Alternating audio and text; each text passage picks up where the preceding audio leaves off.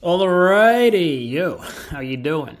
Today is Thursday, June 1st. It's 5:33 p.m. And this is Listen to Tony with me, Anthony Olensky. The usual press review is ahead of you. But before we jump into that, I'm going to read you off a quote from my Chrome extension called Momentum. Still waiting for some ka-ching from them. But anyway, here's how the quote goes. If you keep on doing what you've always done, you will keep getting what you've always gotten. And this is a quote from, unknown. I guess because it's just like plain wisdom, right? If you keep doing the same shit expecting a different result, that's the definition of insanity.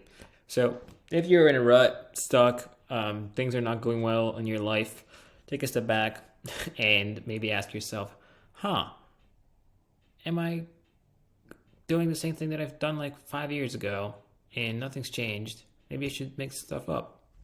Anyway, I got two things for you today. One is about a new generation of startup founders. This is a bit ambiguous, but I'm going to dive into that for you in a sec. And another one is about office politics. So, without further ado, the first article, a new generation of startup founders. And this is an article by Tyler Gebhardt. And he has a little conversation with Eric Zhu, the 15-year-old Eric Zhu. Who is Eric Zhu? His Twitter handle is at Eric Zhu 105. He's a classic. He's a great shit poster. Before we kind of go through his Twitter account, I just want to go through the article with you. There are three sections to this. The first section of the article is entitled "Audacity Wins the Day," and it's important to note. This is how the article goes. Important to note that Eric Zhu is not your typical 15-year-old. Though his skepticism of authority and resistance towards institutions is a classic Gen Z trait, Eric has a surprisingly intricate knowledge of the startup world. He kind of knows. He's tight with some of the big names in SF or just the SF scene or ecosystem. How is this even possible for a 15-year-old? Well, and here I'm quoting the article, Eric has hustled by capitalizing on Discord servers during the COVID quarantine and booking cold calls via Calendly. Eric has already met with hundreds of prominent voices in the startup ecosystem. Furthermore, despite his young age, his knowledge is deeply relevant and markedly insightful. And here's a description of what struck me most about Eric when we spoke was his disregard for the right way of doing things. Though many people have tried and failed to garner VC support using traditional means, Eric never even considered these avenues. Instead, he built a web scraper to non-consensually, in quotation marks, schedule meetings via Calendly with fund partners like Eric Bond. And if that was not unorthodox enough, he attended those meetings from one of the stalls in his school bathroom. The kid is sitting on a bathroom. That's his office. He kind of jokes with people on Twitter. You can see a lot of content about this. Like, again, back in my office, and he's sitting on the shitter in the building, in his high school building.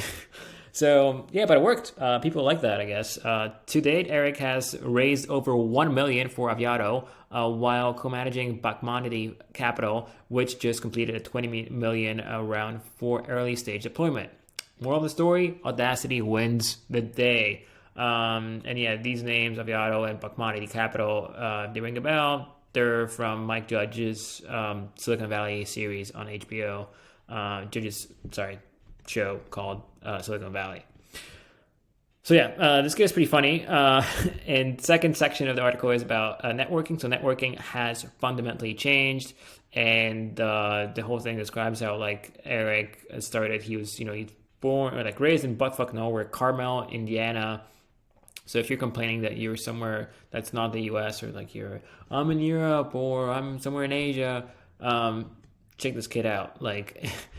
Eric basically leveraged the pandemic. He built he attributed the beginning of his journey to Roblox, through which he discovered Hack Club, Then he got banned from Hack Club online community because he acted in ways that were judged as he was just like being a troll, I guess. Then he wanted to learn how to code, so he founded Academia Edge, a nonprofit that offered free programming classes for students.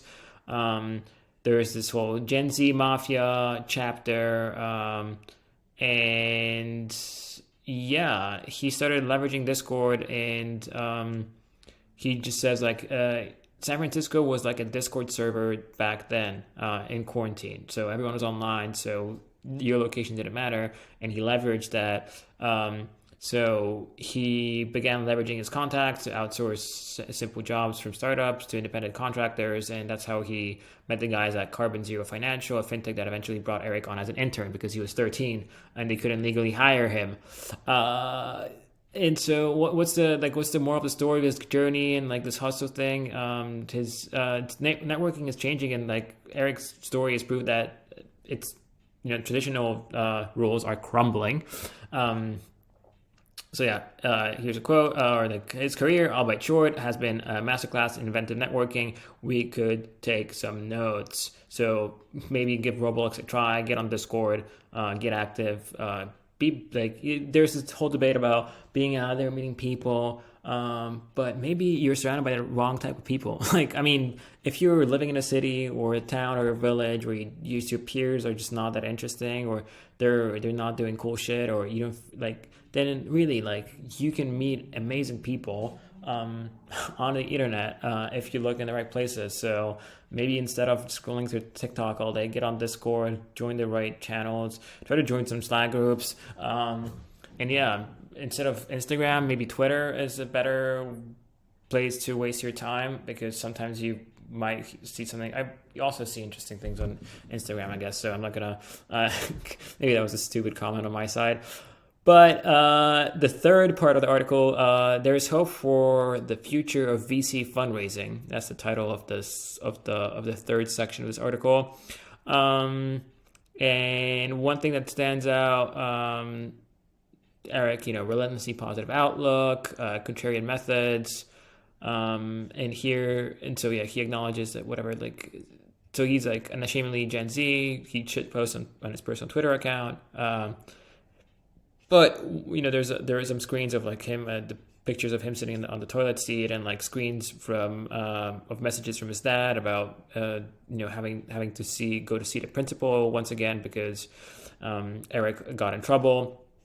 But yeah, here's a quote from the article that I'd like to leave you with. Eric, or he, is self-aware of his position. Specifically, he perceives consumer tech as hype-driven, high-visibility fundraising, while the real money is under the cover and not nearly as glamorous. Think semiconductors or big data. Eric knows that his ventures have tended to be in the former lane. As such, he is prepared for the assumptions that people may draw from his approach, me included. However, I have seen firsthand that MBA assumptions fail to tell the complete story. Maybe I'm at risk of overquoting Thiel in my recent writing, but his synopsis of contrarianism clarifies Eric's story so far. Here's a quote from Thiel, Peter Thiel, the founder of, what was his fund? Founders Fund, I guess. The most contrarian thing of all is not to oppose the crowd, but to think for yourself. And Eric definitely does think for himself. So yeah, he's on Twitter. He posts a lot of funny things. Check him out. The next thing I'd like to talk to you about is, I stumbled upon this article randomly.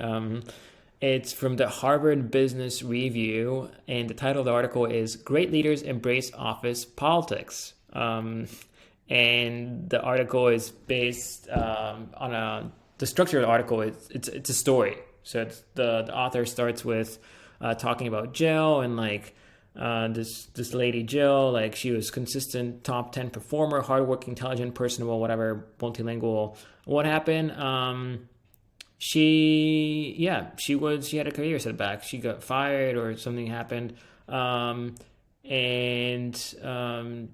here's a quote: "I was universally liked across the company, a team player who put in more hours than anyone else," she said. "I was hands down on delivering results, shared my inner self and built trust. Everything I was trained and even coached to do." With those words, I recognized what had happened immediately. Jill was one more victim of what I call the Kumbaya School of Leadership, says the author, which says that being open, trusting, authentic, and positive, and working really hard is the key to getting ahead. The Kumbaya School is doing the Jills of the world a great disservice, leading them to often act in ways that are detrimental to their careers. What should Jill have done differently? Jill should have spent much more time managing up. She should have better managed decision makers, her boss, her image, and her career. Rather than being chained to her desk delivering great work, Jill should have been networking with the most influential executives, ensuring her contributions were noticed by those above her, and confirming that she was being perceived as executive suite material. Managing a career in those ways is critical, but surprisingly few people do it. Yeah, just everyone says like, oh, like I've met so many people who are like met way smarter than me but kind of stay behind. Yeah, because office politics, like this shit works. There are different ways of doing office politics, and some of them can be toxic, some less so.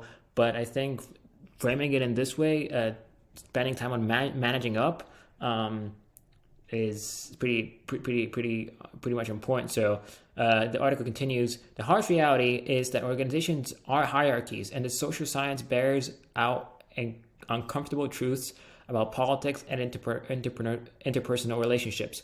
We make initial snap judgments of people, often based on appearance, that they can carry over time. We favor those who are similar to us. We get promoted or gain valuable information by making our boss feel good and building relationships with influential people. We form perceptions based on a speaker's appearance, body language, and voice, more than the content of the argument. We are more likely to be perceived as competent if we are judiciously critical or show anger. At least men are. There is strong evidence that our work ratings, bonuses, and promotions are weakly correlated to actual performance. In fact, performance may even matter less to our success than our political skill and how we are perceived by those who make the decisions. And all the stuff that I just read out, there are hyperlinks to everything. I guess there's studies that prove what he just said. So yeah, why wasn't Jill spending more time managing up, especially if it was in her own self-interest? First, we want to believe that the world is a fair place. Yeah, it's not fair. That's not fair. Yeah. So it's sad, but like we're taught to believe in meritocracy and fairness, and no, it doesn't work like that. It's not part of our nature, I guess. It's just so as parents, we want to shield our kids from the stark reality of racism, sexism, popularity contests, and the schoolyard bully. And today, with the transparency of social media and the internet, it's perhaps even more tempting to believe that the truth will set us free. Everyone can see how hard I'm working, we tell ourselves, or everyone knows how good my work is. All you have to do is look at the results. Well, believing in a just world feels good. Jill said it herself. Jill, the lady that got laid off at the beginning of the story, right? I didn't want to play office politics or be perceived as a brown noser, self-promoter, or someone who rose because she was buddies with so-and-so. I was always told that the cream would naturally rise to the top.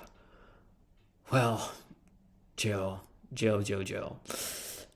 Here's the thing. It doesn't work like that. And CEO biographies and leadership literature perpetuates this just world myth. Wanting to leave a positive legacy, CEOs rewrite their histories through rose-tinted lenses rather than telling how they politically outmaneuvered their peers to rise to the top. Using emotion spin or relationships to influence others feels unfair, even if it's convincing. Even if there is convincing research that shows they can be effectively applied strategically and ethically.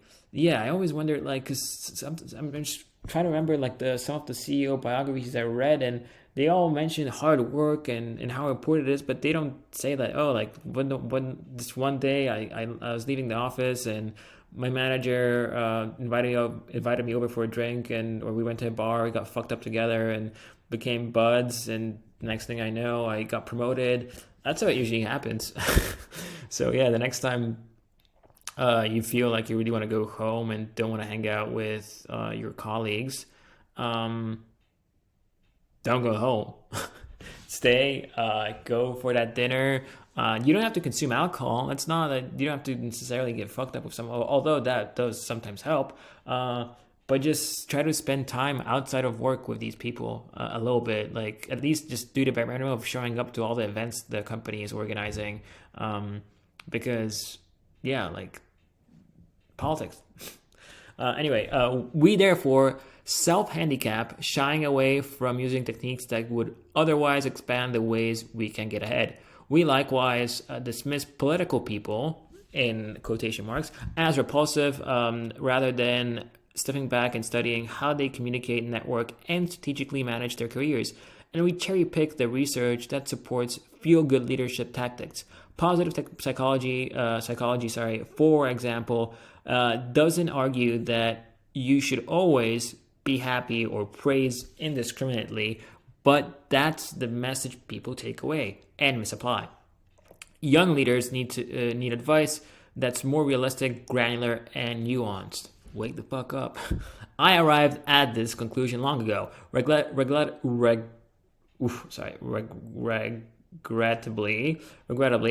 later than I should have during my corporate career.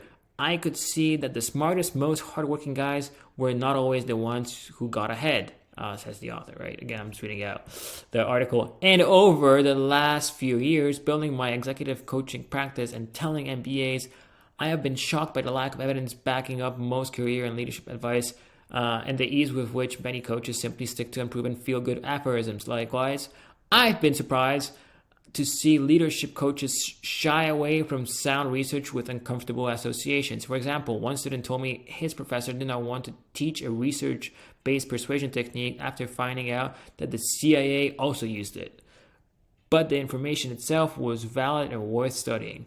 I know I'm not alone. So yeah, you mentioned here the influence in psychology of persuasion by Robert Cialdini.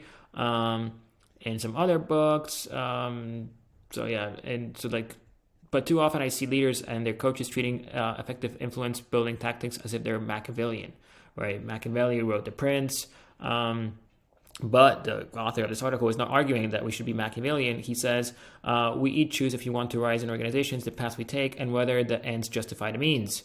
I am arguing, however, that if we want to avoid what happened to Jill, getting fired even though she was busting her ass off and really trying to be the best employee ever, we need to spend more time managing up and around. Like this is great framing, right? Managing up and around, and employ techniques that may not feel intuitive. Hermina Ibarra, yeah, I read that too fast, but yeah, her name, you can read an article. In her book, Act Like Leader, Think Like a Leader, stresses how we need to try out different leadership styles and behaviors if we wish to grow, and that latching onto authenticity can be an excuse for sticking with what is comfortable, right? I read you the quote at the very beginning of this press review about doing the same thing over again and expecting some different result, right? Don't stick with what is comfortable. In fact, leadership may often feel uncomfortable. And this is how the article ends. As for Jill, 3 years later, she's thriving at her new company. So basically, this article, and there are other articles by the Harvard Business Review about office politics, their importance for your career, and yeah, we're just human. Like, we can't avoid this. And people saying, "Oh, I hate politics," and we should have a politics-free culture. I experienced that at one of the companies I was working at. Like, oh, we should have. And it was the most political place ever. And it kind of worked, right? Like, it's not bad. I think the toxic part of politics is when it's like really like it goes down to like hardcore cronyism and some toxic bro culture, whatever happened at Uber. But other than that, like politics, like this, so it's like we're not machines. You're not going to show up, do your thing, and then fuck off. Like you're doing this with other people. You gotta play the game. Anyway, that's it for today. So yeah,